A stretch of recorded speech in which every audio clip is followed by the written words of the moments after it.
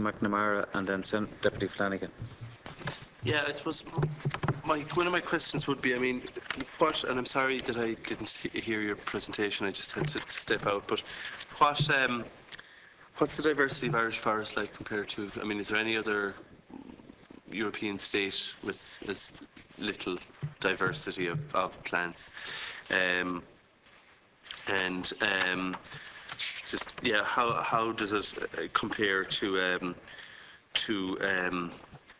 other states? And then secondly, I mean, you know, speaking, and I've said this previously, but there's a lot of forestry in Clare, yet there's very little economic, there's very little spin-off industry now, at least around. There was a chipper factory in Scariff which closed down. Ironically, supply, notwithstanding the fact that a third of Clare is the third most forested county in the country, supply was an issue because Coilte don't engage in supply contracts. Is that unusual on a Western European comparator for large forests not to engage in longer term supply contracts? I mean, there's, you know, it's a year by year supply, but it's very hard to justify or to get investment in the private sector into something if you're not guaranteed supply. So they'd be my two main questions. Clare actually is in the top 3 counties with forest cover at the moment. I was amazed. I went a few years ago, did a project with Father Harry Bone down there where we looked at forests from sort of Mount Shannon down to Fecal and on that country, and I think there's 20% of Clare is now under forest cover. Yet there is a success story in Clare because it's one of the first forest producer groups was set up in Clare. There's another one in Donegal, and they're actually selling. They've decided that to sell timber to mills very far away from Clare, actually there's a question mark over that because the transport costs now, as you know, are huge. So what they're doing in Clare at the moment is they've set up a producer group which is actually providing the first thinnings, which are the poor earners really. They're supplying those to for wood energy in I think your local there's a lot of wood energy in hospitals, nursing homes. I think one of the county council buildings now are generating energy through wood. So this is a huge incentive for Clare. But the question about long-term supplies. And Coilte more. Yeah, I think at the moment, as a marketing ply, there are long-term supplies to the board mills in Ireland, i.e. Clonmel, Medite and Waterford, but these are owned by Coilte. But they were always long-term supply to them, even when they weren't owned by Coilte. What Coilte does actually, in fairness to it, even though it is getting a premium for its logs, when I worked with the Irish Timber Council years ago, when you got price out of the way, the big fear that sawmills have in this country is continuity of supply. This is one of the major benefits. In other words, they've given commitments to the market in the UK now, which is where they're exporting virtually all of it now, and some of like Glennis are exporting to France. And if they don't honour those, then they fall out of the market and there's fate lost in them. And in fairness to Coilte during good times and bad times have kept the flow of timber to the sawmilling sector. They haven't withheld it. And this is one of the fears in this, that anybody who buys this will actually say, right, if timber doesn't pass 60 euros a cubic metre, we're holding it back and we'll wait. Well, that's all fine in short-term planning, but on a long-term planning, you could actually destroy a number of sawmills. Sorry, just one sec. This happened in Scandinavia a few years ago, where the owners held on to the timber with very disturbing results to the industry. But that wasn't my question. I mean, my question was, you say through good times and bad times, Coilte have supplied. That's fair enough. But Coilte refuse to enter into an agreement to supply. That's the issue, either with sawmills or with somebody, combined heat and power plants, or anybody else. Is that the case? I understand this is the case. And B, sorry if I just finish the question, is that unusual as a European? I mean, is that typical of the European forestry and timber industry, or is that unusual? The main activity when Coilte market their timber is the auction on a Thursday, where every sawmill around the country has a button, a monitor in front of them, and the timber comes through, and they all bid on that timber. That's the bulk of it. But I do know from the past that there was, if you like, a distribution. In other words, that some mills had not a long term, but an arrangement whereby that they wouldn't actually get totally left out. But at the same time, the auction actually was agreed at the time, because I spent a while with the Irish Timber Council and people used to often say, what could we have? Could we have something instead of this auction?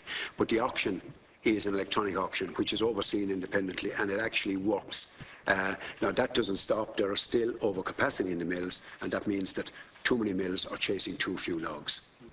And there's no way you can divvy it out for everybody's attention.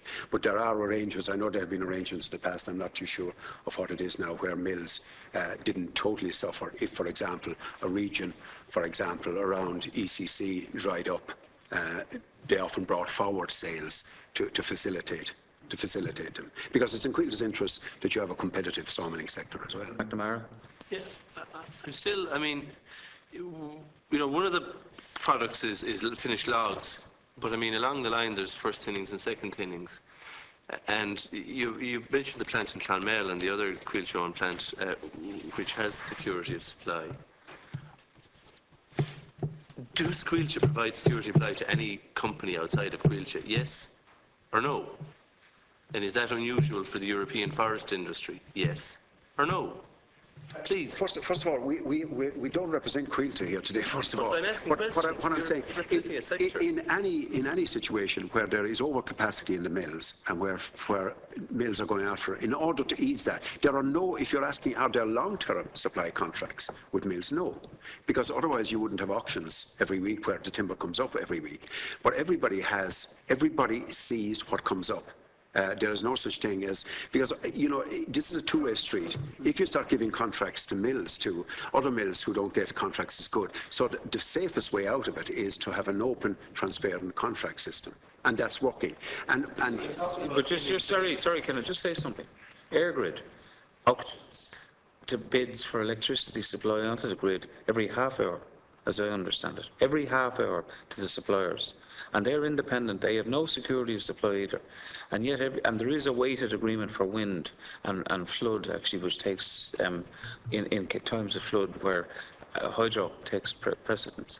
So there's no, everybody has an agreement to be part of the bidding process. That's as far as it goes. So it is a comparison, and yet it seems to work. Sorry, but if you want to use that comparison, I mean, if you want to set up a semiconductor plant in Limerick, then you enter into an agreement with an energy supply company. They agree to supply you with energy, as long as you keep paying them for the energy. But my point is that with regard to thinnings, and I agree that there's logs and there has to be a market for logs, but there's a whole, you talked about Clare. I live in Scariff. I grew up in the foothills of Slievati. I know it. I also know how sterile the whole area is as a result of the forestry. There's a single crop from Scariff to Gort and over to Lochray and back again. There's more or less one crop which predominates, and it was planted in areas where it's doing very well, and it's planted in areas where it's doing horrendously badly, and there's no economic benefit to it, yet those areas are being damaged. So they were ordered to be clear-felled by the European Commission, and that's happened. I mean, I know the area. I also know that there's a whole load of thinnings coming online there. Nobody knows what's going to happen to those thinnings, and there are industries which could be developed around processing those, and nobody can develop them because nobody can get a supply contract from Coilte. And my question is that usual or unusual in the European context? Because Coilte, they do have supply contracts to their own factories. I mean, and that might be an anti-competitive issue there, but nobody's ever taken it up again. But then, competition seems to be, the Irish attitude to competition is quite unusual, as the IFA would know. It's unusual. There's probably a historical background to it. Pulp was almost impossible to sell, and it had hit rock bottom. And in order to encourage pulp manufacturers into Ireland, Mid-Ice, at the time in Clonmel, they had to be given a long-term contract. That was the only basis upon which they would come in. And Louisiana Pacific, who were the original owners of the plant in Waterford, also the same situation applied there. They had to get it. Pulp is a different commodity than the saw log timber that the people buy. It's a much more fluctuating market in terms of the outputs. Very susceptible to sudden requirements of supply. In America, if you have a hurricane, everybody needs this hoarding, so you get a quiet year, there's no hoarding required, this cheap commodity type board. So there is a slightly different situation applying to pulp than there is to sawlog.